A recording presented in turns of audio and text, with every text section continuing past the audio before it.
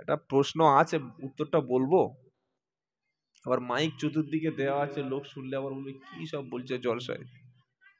অনেকে ভাবে যে প্যান্ট পরে থাকলে বা লুঙ্গি পরে থাকলে ভিতরে ছোট প্যান্ট, অনেকে আন্ডার প্যান্ট পরে না, পরে না। সেদিন একজন প্রশ্ন করছে, বলছে হুজুর ভিতরে ওই প্যান্টটা পরে থাকলে নাকি নামাজ হবে না। কে বলেছে? বলছে না, অনেকে বলে, বাড়ির মেয়েরা বলে। মেয়েরা কি মুফতি? মেয়েরা ফতোয়া দিলে হবে? একটা লোক কলকাতায় গেছে, শিয়ালদায় গেছে, হাওড়ায় গেছে, প্যান্ট পরে আছে, ভিতরে ছোট প্যান্ট পরে আছে, তো মসজিদে গিয়ে প্যান্টটা খুলে, ছোট প্যান্ট খুলে উলঙ্গ হয়ে প্যান্ট পরবে? ওটা যদি পাক থাকে কোনো অসুবিধা হবে না। ইসলাম কি সহজ! ইসলাম মানুষের জন্য সহজ করে দিয়েছে, আমরা এটাকে কঠিন করে নিয়েছি।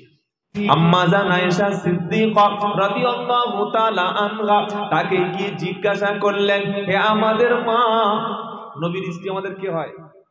আমাদের মা। সুবহানাল্লাহ। সেজন্য আল্লাহর নবী ইন্তেকাল করলে বা করার পরে তার স্ত্রীদের পৃথিবীর কোনো পুরুষ বিয়ে করতে পারবে?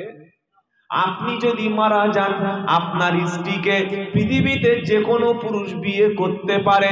আমি আব্দুল্লাহ জুবায়ের মারা গেলে আমার স্ত্রীকে পৃথিবীর যে কোনো পুরুষ বিয়ে করতে পারে। আপনাদের ইমাম সাহেব মারা গেলে তার স্ত্রীকে পৃথিবীর যে কোনো পুরুষ বিয়ে করতে পারে। পীর সাহেব মারা গেলে তার স্ত্রীকে যে কোনো কেউ বিয়ে করতে পারে। আমির সাহেব মারা গেলে তার স্ত্রীকে যে কোনো কেউ বিয়ে করতে পারে। পারে না? পারে না? সাহাবারা মারা গেলে তাদের স্ত্রীকে যে কোনো কেউ বিয়ে করতে পারে। আলেম মারা গেলে, ওলি মারা গেলে, বক্তা মারা গেলে তার স্ত্রীকে পৃথিবীর যে কোনো কেউ বিয়ে করতে পারে। কিন্তু আল্লাহর নবী ইন্তেকাল করার পরে সবচাইতে কম বয়স ছিল যে স্ত্রীর নাম হলো আম্মা জান আয়েশা রাদিয়াল্লাহু তাআলা আনহা। নবীর স্ত্রীরা হলো আমাদের মা, আর মাকে বিয়ে করা। কথা বুঝেছেন না বোঝেন নাই? অনেক মানুষ বলে যে নবী আমাদের মতো মানুষ, এটা বলে না। আবার কিছু কিছু লোক বলে যে খবরদার, নবীকে সাধারণ ভাববি না। এত বাড়াবাড়ি করে নবীকে আল্লাহর পর্যায়ে পৌঁছে দেয়। আল্লাহ সব জায়গায়, আল্লাহর দৃষ্টি, আল্লাহর শ্রবণ, আল্লাহর দেখা, আল্লাহর শ্রবণ শক্তি, কান দেখা, আল্লাহর যে ক্ষমতা পৃথিবীর সব জায়গায় আছে না নাই? আল্লাহ হাজির, আল্লাহ নাজির। খুব ভালো করে বুঝবেন এই কথাটা। আল্লাহ হাজির, আল্লাহ নাজির। এখন হাজির আর নাজিরটা কি? হাজির মানে প্রেজেন্ট, উপস্থিত। আমরা যে বসে আছি, বক্তব্য করছি, শুনছি, আল্লাহ দেখছেন না দেখেন না? না, আল্লাহ অন্য কাজে ব্যস্ত আছে, নাউজুবিল্লাহ।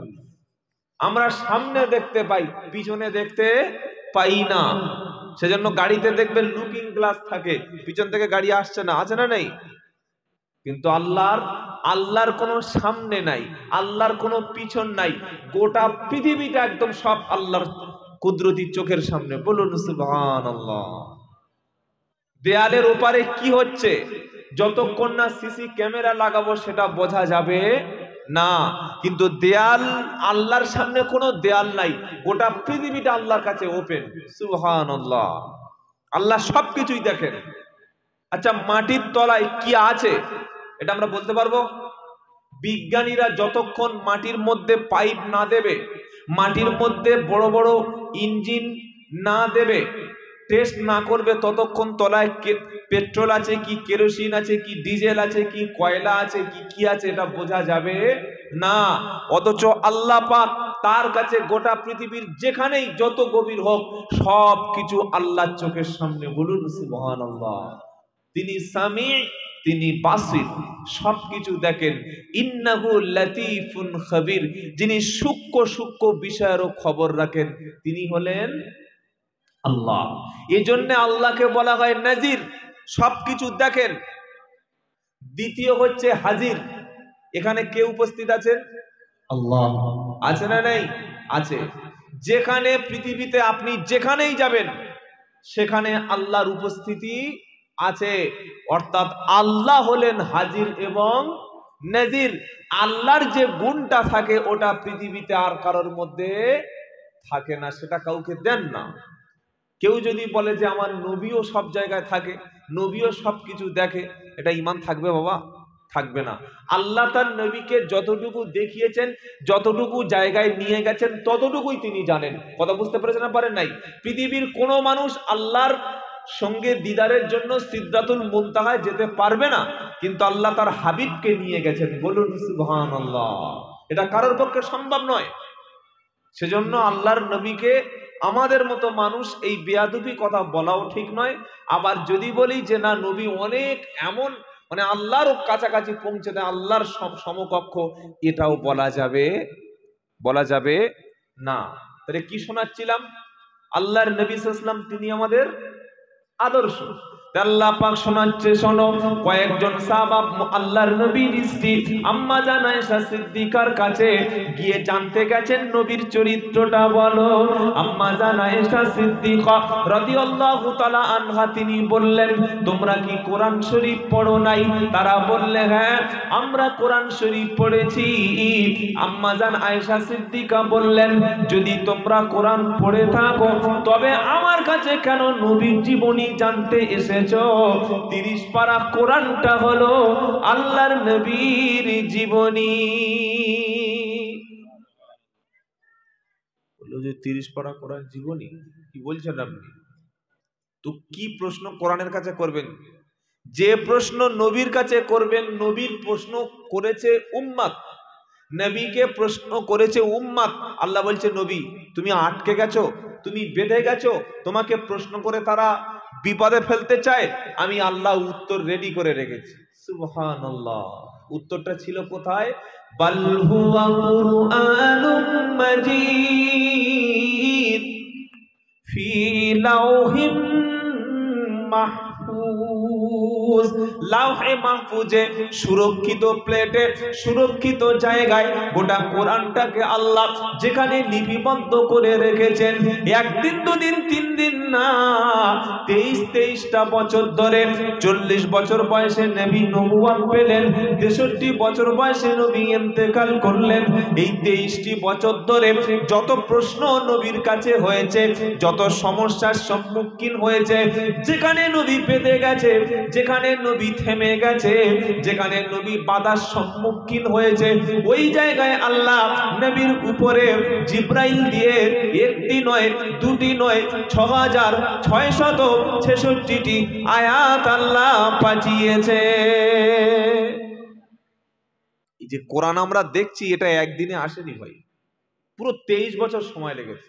23টি বছর, কখন রাত, কখন দিন, কখন সকাল, কখন দুপুর, কখন খাওয়ার সময়, কখন গোসলের সময়, কখন যুদ্ধের সময়, কখন হাসার সময়, কখন কান্নার সময়, এক এক রকম ভাবে নবীর উপরে কোরআন নাজিল হয়েছে। বলে হুজুর প্রশ্ন কোরআনের নবীর কাছে করলে আল্লাহ উত্তর দেবে? হ্যাঁ। প্রথমে প্রশ্ন করুন যে আল্লাহ আমি নামাজ পড়বো, এই যে নামাজটা আমি পড়বো, নামাজ পড়ার আগে আমাকে কি করতে হবে? প্রশ্ন করেছেন বান্দা নবীর কাছে, প্রশ্ন করেছে না করে নাই? আল্লাহ কি উত্তর দিচ্ছে? ইয়া আইয়ুহাল্লাযীনা আমানু ইদা কুনতুম ইলাস সালাতি ফাগসিলু উজুহাকুম ওয়া আইদিয়াকুম ইলাল মারাফিকি ওয়ামসাহু বিরুসিকুম ওয়া আরজুলাকুম ইলাল কাবাইন। 6 নম্বর পারা, 8 নম্বর পৃষ্ঠা, একদম 1 নম্বর লাইনের 6 নম্বর আয়াত, সূরার নাম সূরা মাইদা। আল্লাহ পাক শোনাচ্ছে, ইয়া আইয়ুহাল্লাযীনা আমানু ইদা কুনতুম ইলাস সালাত। নবীর কাছে প্রশ্ন হলো, আল্লাহর নবী আপনি বলুন, আমি যখন নামাজের জন্য তৈরি হব, আমি কাজ করছিলাম, চাকরিতে ছিলাম, ব্যবসা করছিলাম, দোকানে ছিলাম, জমিতে ছিলাম, ওই অবস্থা অবস্থায় এসে নামাজ পড়বো না নামাজের আগে কিছু কাজ আমার আছে? নবীর কাছে প্রশ্ন হলো, সঙ্গে সঙ্গে আল্লাহ ওহী দিয়ে দিল, হে বিশ্বাসী ঈমানওয়ালা, যখন তুমি নামাজের কাছে যাবে, নামাজের জন্য প্রিপারেশন নেবে, নামাজের জন্য দাঁড়াবে, নামাজের জন্য তৈরি হবে, ফাগসিলু উজুহাকুম, তোমার মুখমণ্ডলটা তুমি ধুয়ে নেবে, ওয়াইদিয়াকুম ইলাল মারাফিকি, আর বলতে হবে নাকি? আর বলতে হবে ওয়াইদিয়াকুম ইলাল মারাফিকি, দুই হাতের কনুই পর্যন্ত ধুয়ে নেবে, ওয়ামসাহু বিরুসিকুম, মাথা মাসাহ করবে, ওয়ারজুলাকুম ইলাল কাবাইন, পায়ের কাঁটের উপর পর্যন্ত ধুয়ে নেবে। চারটি কাজ যখন তোমার হয়ে গেল, এবার তুমি নামাজের জন্য প্রস্তুতি নাও। সুবহানাল্লাহ। এখন বলবেন না কালকের ঘুম ভেঙে গেলে সকাল 10টার দিকে একবার বললে হবে। জোরে বলুন না সুবহানাল্লাহ। তাহলে একটা লোক কাজ করছিল, লাভ দিয়ে এসে নামাজে দাঁড়াতে পারবে তো? একটা লোক দোকানে ছিল, প্রথমে নামাজের জন্য শরীরটাকে পবিত্র করতে হবে, এটার জন্য ওযু চাই। কি চাই? জোরে বলেন। এবার আল্লাহ বলছে, বান্দা বলছে, হে নবী, আমি তো ওযু করব, ওযুর জন্য পানি লাগে না তেল লাগে ভাই? কথা বলে না, কি লাগে? পানি। তো যদি পানি না পাই, 1 কিলোমিটারের মধ্যে আশেপাশে কোথাও পানি পাচ্ছে না, এরকম মরুভূমি আছে, কোনো জায়গায় পানি নাই, কি করব? অথবা শরীর প্রচন্ড অসুস্থ, এত অসুস্থ পানিতে হাত দিলেই রোগ বেড়ে যাবে। প্রশ্ন করছে, আল্লাহ তার উত্তর দিয়েছে না দেয় নাই? খালি প্রশ্ন নবীর কাছে করুন, উত্তর আল্লাহ রেডি করে রেখেছে। সুবহানাল্লাহ বলেন। ওয়া ইন কুনতুম জুনুবান ফাত্তাহারু, ওয়া ইন কুনতুম জুনুবান ফাতাহারু। আল্লাহ পাক বলছে, বান্দা শুনে রাখো, পবিত্র হওয়ার জন্য তুমি যদি নাপাক যদি থাকো, ওয়া ইন কুনতুম জুনুবান ফাতাহারু, বান্দা তুমি শুনে রাখো, ফাতায়াম্মামু, যদি তুমি পানি না পাও তায়াম্মুম করে নাও, তায়াম্মুম করে নাও। তায়াম্মুম শুনে রাখেন কেন করতে হয়? 1 কিলোমিটারের মধ্যে, 1 মাইলের মধ্যে কোথাও যদি পানি না পাওয়া যায়, পবিত্র মাটি, পবিত্র ইট, পাথর কিংবা ধুলাযুক্ত এমন বস্তু আছে যার উপরে তুমি হাত দিয়ে তায়াম্মুম করে নেবে। তায়াম্মুম হলো গোসলের বিকল্প রাস্তা। জোরে বলুন। একটা বৃদ্ধ মানুষ, 82 বছর বয়স হয়ে গেছে, রাত্রিবেলা কোনো কারণে পুরো শরীর নাপাক হয়ে গেছে, তার উপরে গোসল ফরজ হয়ে গেছে। অথবা এমন একজন ব্যক্তি 103 জ্বর, ঠক ঠক করে কাঁপছে, ডাক্তার বলেছে পানি স্পর্শ করতে পারবে না, পানি গরম করে দেওয়ার কোনো ব্যক্তি নাই। রাত্রিবেলা স্বপ্নদোষ হয়ে গেল, ওদিকে মসজিদে আজান হয়ে গেল, আসসালাতু খায়রুম মিনান নাউম, ঘুম থেকে নামাজ উত্তম। উঠে দেখছে 14 মিনিট বাকি আছে জামাতের, ঠান্ডা পানি গরম করে দেওয়ার অবস্থা নাই, প্রচন্ড জ্বর। বলছে আল্লাহ এবার আমি কি করব? নবী এবার আমি কোথায় যাব? এই গোসল ফরজ হয়ে গেছে, বীর্যপাত হয়ে গেছে, স্বপ্নদোষ হয়ে গেছে, নাপাক অবস্থায় ঘুমাবো না আমি মসজিদে যাব? কোরআন শোনাচ্ছে না, ওয়া ইন কুনতুম মারদা আও আলা সাফারিন আও জাআ আহাদিম মিনকুম মিনাল গায়িতি আও লামাসতুমুন নিসা ফালাম তাজিদু মাআন ফাতায়াম্মামু সাঈদান তাইয়্যিবা আও ওয়া ইন কুনতুম মারদা, যদি তুমি প্রচন্ড অসুস্থ থাকো, এত অসুস্থ ওযু করলে তুমি মৃত্যুবরণ করবে, ওযু করলে তোমার অবস্থা খুব সিরিয়াসলি হয়ে যাবে। আও আলা সাফার, যদি তুমি সফরে পার হয়ে পড়ো, যেখানে তোমার কাছে পানি নাই, অথবা এত অল্প পানি আছে, এই পানিটুকু তোমার শুধু জীবন বাঁচবে, আশেপাশে কোনো পানি নাই।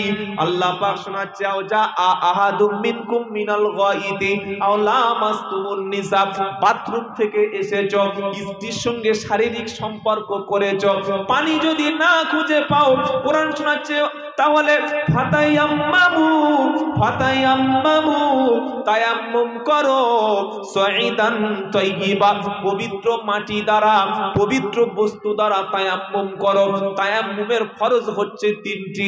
এক নম্বর নিয়ত করা, নিয়ত যে বলে নিয়ত করা, নিয়তটা করতে হয় অন্তর থেকে। আমাদের কিছু মানুষের ভুল ধারণা যে মসজিদে নামাজ পড়তে গেছে, নামাজ ইমাম সাহেব আল্লাহু আকবার বলে নিয়ত বেঁধে বসে দাঁড়িয়ে আছে, মুক্তাদি পিছন থেকে গিয়ে বলছে ইন্নী ওয়াজ্জাগাতু ওয়াজহিয়া লিল্লাযী ফাতারাস সামাওয়াতি ওয়াল আরদা হানিফা ওয়া মা আনা মিনাল মুশরিকিন। নামাইতু আনসাল্লিল্লাহ তাআলা বলতে বলতে বলতে ইমাম সাহেব রুকু চলে গেল, এক রাকাত ছেড়ে গেল। এটা ঠিক হয়েছে না ভুল হয়েছে বলেন? নিয়তটা করতে হয় কোত্থেকে বাবা? অন্তর থেকে। নিয়ত মানে আপনার মনের ইচ্ছা, আপনার মনের আকাঙ্ক্ষা, আপনার মনের তামান্না, আপনার মন কি চাইছে ওটা অন্তর থেকে করার নাম হলো নিয়ত। এটা অন্তরের জিনিস। ও নামাজ শুরু হয়ে গেছে, মসজিদে গিয়ে দেখছে নামাইতু আন উসাল্লিয়া লিল্লাহি তাআলা, তারপর কি আছে গো? রাকাতাই সালাতিল ফজরের সুন্নাতে রাসূলুল্লাহি তাআলা, এইসব বলে কয়ে দাঁড়াচ্ছে, তখন নামাজ শেষ হয়ে গেছে। শিক্ষা নাই বলে। মসজিদে গেছেন, নিয়ত ছিল কোথায়? এখানে। জামাত শুরু হয়ে গেছে, আল্লাহু আকবার। আল্লাহর নবী নামাজ শুরু করতেন আল্লাহু আকবার দিয়ে, সাহাবারা নামাজ শুরু করতেন আল্লাহু আকবার দিয়ে। কথা মনে থাকবে ইনশাআল্লাহ। নামাজ শেষ হয় কখন?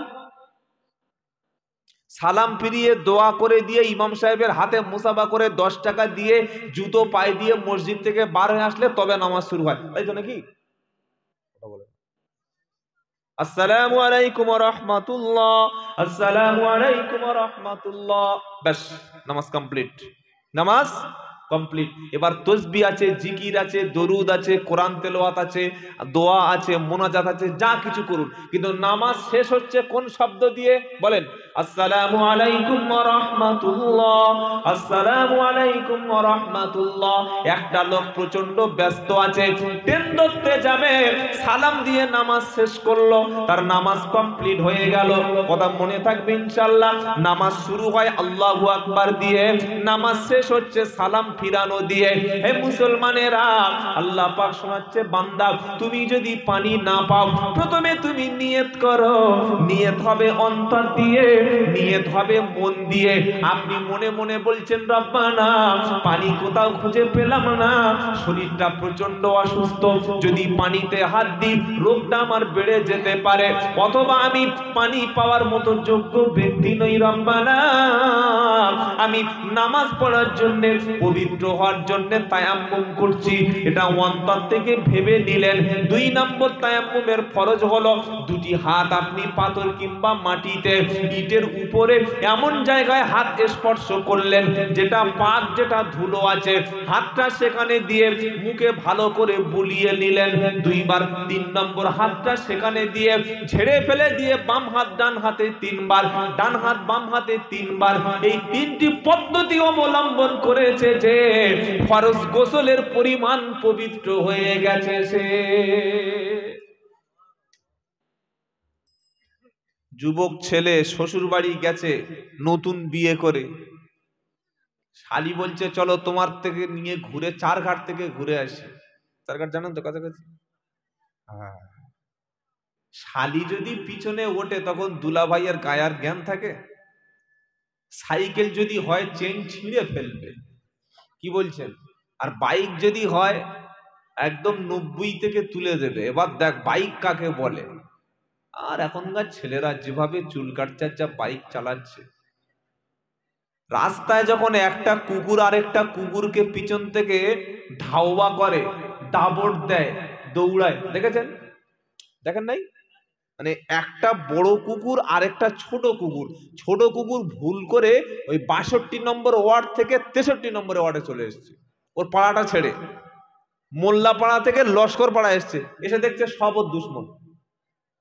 তো বলছে ভাই আমি আর জীবনে আসবো না, তোদের মাংস তোরা খাবি, তোদের হাড় তোরা খাবি, তোদের উচ্ছিষ্ট তোরা খাবি, তোদের মুরগির লেগ পিস তোরা খাবি, খালি আমার রাস্তাটা টপকে বাড়ি যেতে দে। বলছে তুই শালা আজকে এসছিস কেন বল। এমন দৌড় করেছে 8-10 জন ছুটে। ওই কুকুরটার সামনে যখন পালিয়ে নিজের মহল্লায় ঢুকতে যায়, রাস্তায় কে এসছে কে দাঁড়াচ্ছে, কোনটা ঢালাই রাস্তা কোনটা ইটের রাস্তা ও দেখে কেন বলেন। ও খালি চেষ্টা করে কখন গিয়ে মহল্লায় প্রবেশ করব। চাচা আপন প্রাণ বাঁচা। তো রাস্তায় কিছু ছেলে পিছনে যদি একটা মেয়ে দেখা পায়, সামনে দেখছে একটা সাদা মতো মুখ মেয়ে দাঁড়িয়ে আছে, হাত কালো মুখ সাদা, বুঝতে পারছেন মুখে কি পড়েছে, কি পড়েছে? হ্যাঁ এই হুজুর ধরে ফেলেছে, কি পড়েছে? মেকআপ। সাদা মুখ আর কালো হাত, তার মানে মুখে ময়দা মেখেছে। ওই রকম মেয়ে যদি ঢালাই রাস্তার পাশে টিউবলাইটের সামনে দাঁড়িয়ে ঠোঁটে লিপস্টিক দিয়ে যদি একটু হাসি দাঁত বার করে, এই ছেলের তখন আর হুঁশ থাকবে না। এইবার বাইক নিয়ে চালানো কাকে বলে। পড়ে গেছে, গিয়ে ঠ্যাং এতটা ভেঙে গেছে, পা উড়ে গেছে, হাঁটু, বাবা রে মারে বাঁচা বাঁচা। তার আগে সব লোক বলছে আস্তে যা আস্তে যা। ও জীবনে কারো কথা শোনে না, শোনে এই আস্তে যাই কাচ্ছা, তুই আস্তে চল, কে কার কথা শোনে, চল। যখন পড়েছে তখন বলছে তোল তোল তোল, পড়ার আগে বলছে ধর ধর ধর, আর পড়ে গেলে বলছে তোল তোল তোল। উঠে দেখছে হাঁটু আর হাঁটু নাই, উড়ে গেছে। তো এই অবস্থায় শ্বশুর বাড়ি গিয়ে যদি নাপাক হয়, গোসল ফরজ হয়, ডাক্তার যদি বলে এখানে পানি লাগালে ইনফেকশন হয়ে যাবে, সেই অংশটুকু বাদ দিয়ে তাকে গোসল করে নিয়ে ওই ব্যান্ডেজের উপরে হালকা হাত পানি অবস্থায় ভিজিয়ে মাসাজ করে দিলে গোসলের পবিত্রটা হয়ে যাবে। কিন্তু এত কঠিন রোগ, এত কঠিন অসুখ, পানিতে কোনো মতে স্পর্শ করতে পারবে না, গোসলের বিকল্প হচ্ছে তায়াম্মুম। বলুন সুবহানাল্লাহ। ইসলাম বলছে তুমি মরুভূমিতে গেছো, তুমি এমন একটা এলাকায় গেছো পানি নাই, ধুধু ময়দান, ধুধু ময়দান, সামান্য পানি আছে, তুমি সে সময় তায়াম্মুম করো। তারপরেও তোমাকে আমি আল্লাহ আমার সামনে নামাজে দিনে 5 বার আসতে বলেছি। জোরে বলুন সুবহানাল্লাহ। তাহলে একটা প্রশ্ন পেয়ে গেলেন, নবীর কাছে প্রশ্ন হলো, উত্তর দিয়েছেন কে? জোরে বলেন আল্লাহ। উত্তর কে দিয়েছেন? আল্লাহ। বলেন, এখন গলা না থাকলে সে আর বক্তা হতে পারে না। যত বড় শাইখুল হাদিস হোক, শাইখুত তাফসীর হোক, বিশাল বড় কিতাবওয়ালা, গলা নাই, তার কথা কেউ শুনবে না। আর যদি কেউ সেই হুগলি থেকে হাওড়া থেকে আসে, সবুজ পাগড়ি, আর ওই রকম গজল বলছে, আর ওই রকম গলা, আর এই 1 কিলোমিটার দূর থেকে লোক তকবীর দিয়ে আনে, আরে না, নারায়ে তাকবীর, আল কোরআনের আলো। কি এটা কি রে? ওই নবী এসেছেন, সাহাবারা তো তাকবীর দেননি। কালকের আমার প্রোগ্রাম ছিল খানাকুল, হুগলি জেলা আরামবাগের পাশে। গাড়ি থেকে নামছি, আমরা 3 জন ছিলাম, সাথী আর ড্রাইভার, 8-10টা সব এরকম ইয়ং ছেলে। নারায়ে তাকবীর, নারায়ে রাসূল। কি হয়েছে রে? বলছি না আপনি এসেছেন, আমি এসেছি, কি হয়েছে? আমি কি হুনু? তোর বাপ আসলে কোনোদিন তাকবীর দিস? তুই এটা করছিস কেন? এগুলো করতে নাই ভাই, করতে নাই। সবচাইতে কষ্ট লাগে কখন জানেন? একটা কোরআনের আলোচনা চলছে, আলোচনা করছেন একজন কোরআনের গবেষক, কোরআন দিয়ে কথা বলছে, যত বড় পীর হোক আর যত বড় হুজুর হোক, উনি দূর থেকে আসবে, তাকে দেখে উঠে দাঁড়াতে হচ্ছে, আর কোরআনের আলোচনাকে সাবজেক্ট ক্লোজ করে 1 কিলোমিটার দূর থেকে তাকবীর দিয়ে স্টেজে তুলতে হচ্ছে। এটা কি কোরআনের প্রতি সম্মান জানানো হলো, না কোরআনের চাইতে বেশি মর্যাদা আমার হুজুরকে দেওয়া হলো? এবার একটা ঘটনা বলি, 1.5 মিনিটে বলছি। আল্লাহর নবীর সাহাবারা বসে বসে মদিনার মসজিদে কোরআনের মোজাকারা চলছে। আপনাদের মসজিদে কোরআনের তালিম হয় না? হয়। কোরআনের তালিম করবেন, আপনার কি ভুল আছে সেটা সংশোধন করে নেবেন, তা না হলে কবরে গিয়ে ফাঁসলে আর রাস্তা খুঁজে পাবেন না। কবরে চলে গেছেন, নামাজ ছিল, কোরআন ছিল, পর্দা ছিল, সব ছিল, কিন্তু কোরআনটা সহি করে পড়া ছিল না। কবরে গেছেন, ফেরেশতা বলছে ওঠ, উঠে বসেছে, বলছে তোর নামাজ যা পড়েছিলিস সব ঠিক আছে, কিন্তু নামাজের সূরা ফাতিহায় 3 জায়গায় ভুল ছিল, তোর নামাজ আল্লাহ একটা কবুল করে নাই। ওই সময় যদি বলি ফেরেশতারা আমি তো হুজুরের ভক্ত ছিলাম, তো ফেরেশতারা ছাড়বে তো? ফেরেশতারা ছাড়বে? ফেরেশতা কোনো হুজুরের মুরিদ ভক্ত, কোন আমির সাহেব, মুবাল্লিক সাহেব, তবলিগ সাহেব, আজানগাছি সাহেব, ফুরপুরা, সিলসিলা এসব কিচ্ছু বোঝে না। ঈমান আছে রেহাই, আর ঈমান নেই কাফন খুলে পেটাই। কি বুঝলেন বলেন? সেজন্য ওলামাদের কাছে যোগ্য ওলামা যে কোনো দলের হোক, দল কেন, দল তো একটা, দলের নাম ইসলাম। সুবহানাল্লাহ বলেন। ইসলামের মধ্যে দল কেন হবে? এ বলছে আমি ফুরফুরা, ও বলছে আমি তবলিগ জামাত, ও বলছে আজানগাছি, ও বলছে বেরিলি, ও বলছে আমি হানাফি, ও বলছে আমি জিলাপি, ও বলছে আমি আহলে হাদিস, ও বলছে আমি মাদানি, ও বলছে আমি ফুটানি। কেন রে ভাই? আমাদের দলের নাম হলো ইসলাম, পরিচয় হলো মুসলমান। ইমাম আজম আবু হানিফা রহমতুল্লাহর মাসলাক অনুযায়ী তার মসলা চলি। দাওয়াতের যারা কাজ করছে পবিত্র মেহনতের কাজ তারা করছে। যারা পীর মুরিদি করছে, যদি পীরের কাছে কেউ নিজের নফসকে সংশোধনে যায়, ঈমান শিখতে যায়, পবিত্র শিখতে যায়, তিনিও একটা ইবাদত করছে, সওয়াবের কাজ করছে। বলুন সুবহানাল্লাহ।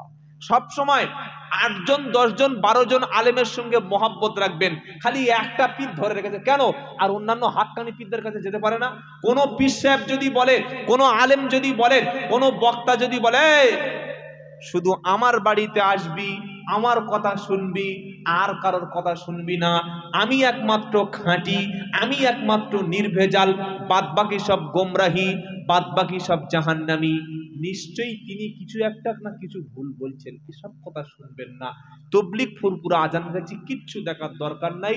যিনি কোরআন থেকে হাদিস থেকে কথা বলবেন, ঈমান আমলের কথা বলবেন, সে খানকায় হোক, পীরের দরবারে হোক, মসজিদে দাওয়াতের সাথীরা হোক, যে যেখানে বলবে, যদি আল্লাহ এবং রসুলের কথা বলে আমরা শুনবো এবং মানবো, আমল করব। বলুন ইনশাআল্লাহ। ইনশাআল্লাহ বলেন। তো সাহাবারা কোরআন শিক্ষা দিচ্ছে, নবী এসেছেন, সাহাবারা কোরআন সঙ্গে সঙ্গে বন্ধ করে দিয়েছে। নবী বললেন সাহাবারা কোরআন তোমরা বন্ধ করো না, আল্লাহ পাক আমাকে নির্দেশ দিয়েছেন তোমাদের সাথে বসে কোরআন মুযাকারা করা। সুবহানাল্লাহ।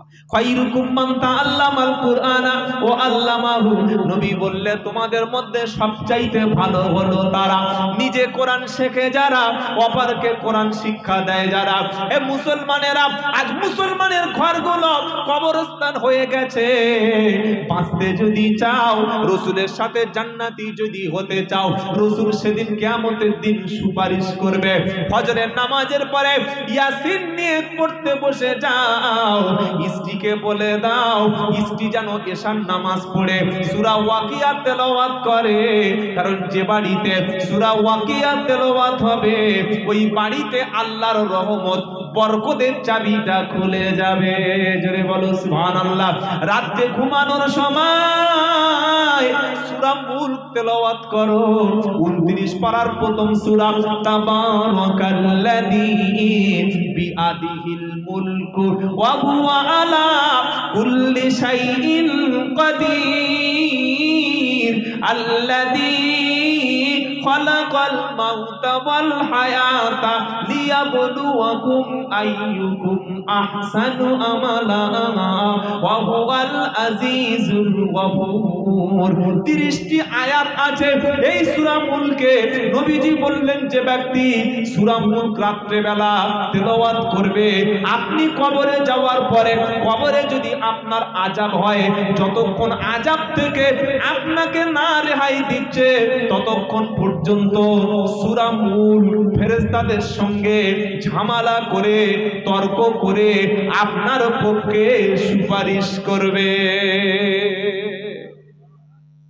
30টা আয়াত পড়ে শোবেন ইনশাআল্লাহ। 3 বার সূরা ইখলাস বলেন, কুল হু আল্লাহু আহাদ আল্লাহুস সামাদ লাম ইয়ালিদ ওয়া লাম ইউলাদ ওয়া লাম ইয়াকুল লাহু কুফুয়ান আহাদ।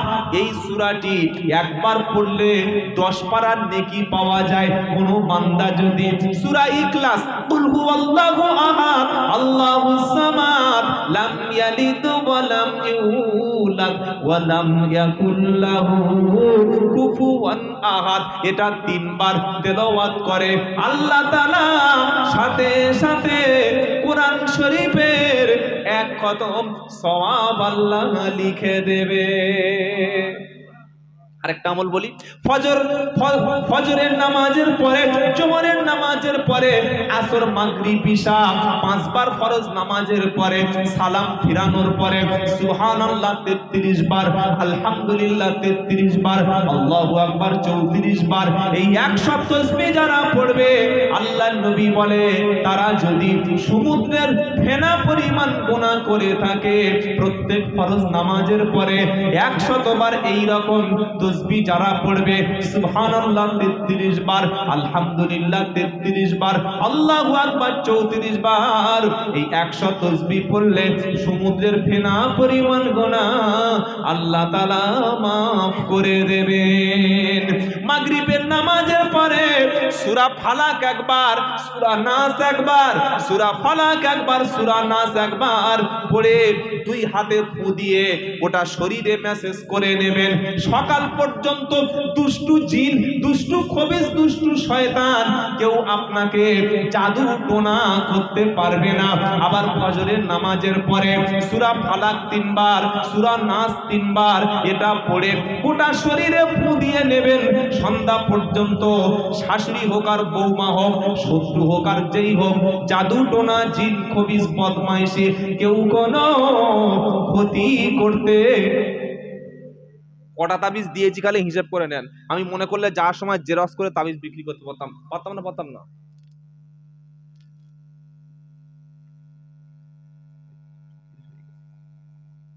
এই বাবাজিরা, আল্লাহর নবী তাবিজ দিতেন সাহাবাদের অন্তরে, সুবহানাল্লাহ বলেন।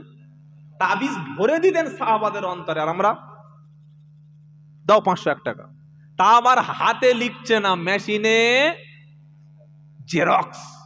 আহা, মানুষকে কি তুমি পাগল পেয়েছো ভাই? আমার এলাকায় একটা বাচ্চা ছেলে বিছানায় পেশাব করে, তো তার মা গেছে হুজুরের কাছে, হুজুর হুজুর, বললে কি? বললে এমন একটা তাবিজ বার করো যেন আমার বাচ্চাটা রাত্রেবেলা বিছানায় না পেচ্ছাপ করে। শীতের রাত পেচ্ছাপ করলে ঝামেলা। হুজুর বার করে দিয়েছে একটা। হুজুরের কাছে এমন কোনো তাবিজ নাই যে তিনি বার করতে পারবে না, আর ডাক্তারের কাছে এমন কোনো ওষুধ নেই যে ঠিক দিতে পারবে। যে কোনোটা দেবে। আর ডাক্তারের হাতের প্রেসক্রিপশন আর হুজুরের হাতের তাবিজ পৃথিবীতে ফেরেশতারা বুঝতে পারবে কিনা সন্দেহ আছে। কি বলছেন বলেন? প্রেসক্রিপশন সবাই পড়তে পারবে? ইংলিশ অনার্স প্রেসক্রিপশন দিন পড়তেই পারবে না। টিটা সহজ করে টিটা দিয়েছে সে ডব্লুর মতো করে দিয়েছে, আইটাকে নিয়ে ভিড় মতো করে দিয়েছে। আজকের আমি দেখাচ্ছি আপনাদের, এই দেখেন কিরকম শয়তানি চলছে, দেখেন, শুনলে আপনার মাথা আগুন হয়ে যাবে। মাগরিবের তখন বাজে আমার 5:56, একজন একটা তাবিজ পাঠিয়েছে আমার কাছে, বলছে আসসালামু আলাইকুম, আমি পশ্চিম মেদিনীপুর থেকে বলছি। আমার লেখা আছে এখানে মেসেজ, হুজুর আমার একটা 3 মাসের সন্তান খুব কান্না করছে, ডাক্তার দেখানোর পরেও কাঁদছে। একটা মৌলানার কাছে গিয়েছিল, তিনি 2টা তাবিজ দিয়েছে। ভালো করে শুনবেন, এই সন্ধ্যা 6টার সময় পাঠিয়েছে আমার মেদিনীপুর থেকে। একটা হাতে বাঁধতে আর একটা তাবিজে জুতো মারতে বলেছে। মেসেজটা পড়ে দেখেন, লেখা আছে একটা তাবিজ জুতা মারতে।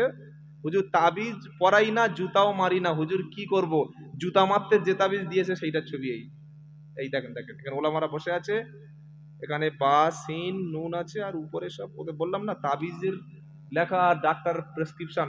আচ্ছা বলুন, আপনার মুসলমান হওয়ার দরকার নাই, মানুষ হিসাবে বলুন, কোন পাগল যদি, কোন মদখোর যদি একটা কোরআন শরীফ দেখে, মদখোর কোরআন শরীফে জুতা মারে না মদখোর কোরআন শরীফটা তুলে নিয়ে চুমা খায়? যদি বেঁচে থাকেন তো মুখটা টুকুন, আর মরে গেলে চুপ থাকুন। চুমা খায়। একটা ছেলে জীবনে নামাজ পড়ে না, মসজিদে যায় না, কোরআন জানে না, জেনা করে, তাস খেলে, জুয়া খেলে। এই ছেলেটা যদি কোরআনের কোনো আয়াত পায়, ওযু না থাকলেও প্লাস্টিক হাতে কাপড় মুড়ে কোরআনের আয়াতটা তুলে মসজিদ, মাদ্রাসায়, গোরস্থানে বা নদীতে পৌঁছে দেয় না? দেয়। কত বড় ধরনের ভণ্ডামি হুজুররা করছে, শুরু করুন। এখানে বলছে হুজুর বাচ্চা কাঁদছে, একটা তাবিজ দিয়েছে গলায়, আরেকটা তাবিজে বলছে জুতো মার। তাহলে এই কোরআনটাকে জুতো মারতে যে মৌলবি বলছে, এটা মুসলমানের বাচ্চা না আবু জাহেলের সন্তান? আবু জাহেলে কিন্তু কোরআনে কোনোদিন জুতো মারেনি। কত বড় নাফরমান, তাহলে চিন্তা করেন কত বড় ধরনের বেঈমান। কোরআন শরীফে বলছে জুতা মার। তওবা তওবা তওবা। কি উত্তর দেবো আমি ভেবে পাইনি। ভাই কাল সকালে ফোন কর, তোর উত্তর আমি দিয়ে দেবো। এতগুলো মিডিয়ার সামনে বলে গেলাম। এই রকম তাবিজ যদি কোনো ব্যক্তি দেয়, এইরকম ভণ্ডামি করতে বলে, আগে ওর দুটো জুতো দিয়ে মুখ ছিঁড়ে ছেড়ে দেবে। রে তুই কোরআনের জুতো মারতে বলছিস মানে তো সাহস কি করে হলো? যে কোরআন লাউ আনজালনা হাযাল কুরআনা আলা জাবালিল্লা রাআইতাহু খাশিয়াম মুতাসাদ্দিয়াম মিন খাশিয়াতিল্লাহ, 28 পারা 7 পৃষ্ঠা 7 নম্বর লাইনের 21 নম্বর আয়াত, সূরার নাম হাশর। আল্লাহ বলছে কোরআন মানুষের উপরে নাজিল না করে পাহাড়ের উপরে নাজিল করলে পাহাড় বলছে আল্লাহ কোরআনের ভর আমি নিতে পারবো না, পাহাড় ফেটে যেত। যে কোরআনের জন্য নবী মার খেয়েছে, যে কোরআনের জন্য নবী দাঁত শহীদ হয়েছে, যে কোরআনের জন্য নবীকে ঘাট চাটতে হয়েছে, এই কোরআনে বলছে জুতা মার। আল্লাহ জাতিকে হেফাজত করুক, বলুন আমিন। আমিন বলেন। কোরআনটাকে বুকে রাখবো ইনশাআল্লাহ। সন্তান কোরআন শিক্ষা দেবেন ইনশাআল্লাহ বলেন। এই যে সুন্দর জলসাটা হলো, এই জলসা থেকে এই শিক্ষা নেন। আজ থেকে বাড়ি ফিরে গিয়ে কোরআন তাবিজের কিতাব বানাবো না, কোরআনটাকে জান্নাতের সার্টিফিকেট বানাবো, বলুন ইনশাআল্লাহ। যারা তাবিজ বিক্রি করতে আসে, অশিক্ষিত মানুষের কাছে 100-150 টাকা করে তাবিজ বিক্রি করে, তাদের ধরে জিজ্ঞাসা করবেন, ভাই তুই তো তাবিজ বিক্রি করলি, কিন্তু তোর বিবি অসুস্থ হলে তাবিজ দিস নাকি ভেলোরে হসপিটাল নিয়ে যাস, নাকি কলকাতায় বড় মেডিকায় নিয়ে যাস, কোথায় নিয়ে যাস বল? কেন এই ভণ্ডামিগুলো জাতিকে শেখাচ্ছ? হাক্কানি পীরেদের ওলিদের কাছে গেলে তাবিজ দেওয়ার আগে তারা 50 বার ভাবতেন যে লোকটা তাবিজের যোগ্য ব্যক্তি কিনা। কথা বুঝতে পেরেছেন? হাক্কানি ওলিরা পীররা যেমন তেমন ব্যক্তিকে তাবিজ দিতেন না।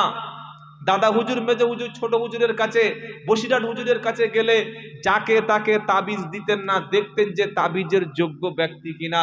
আর এখন আমার কাছে আসলে পাইকারি ভরে দিয়েছি। এটা কাশির, এটা হাঁচির, এটা পায়খানার, এটা জ্বরের, এটা সেলেসার, এটা করোনার, সব আলাদা আলাদা ভাগ করে দিয়েছে। এইটা বলি বলে এক শ্রেণীর আলেম বলছে আমাদের দুশ্মন, একে জলসায় আনলে আমরা যাব না। ও আর আসবে কেন? জানে তোর ব্যবসাটাই ডগে উঠে যাবে। মনে রাখবেন, কোরআন পড়ায় যারা তারা জান্নাতি, বলুন সুবহানাল্লাহ। আর আলোচনা লম্বা নয়। আমাদের যুবকরা যে সুন্দর অনুষ্ঠানটা দিয়েছে, আল্লাহ আমাদের যুবকদেরকে কবুল করুক, বলুন আমিন। এই অনুষ্ঠানে অনেক খরচ হয়েছে ভাই, হয় নাই?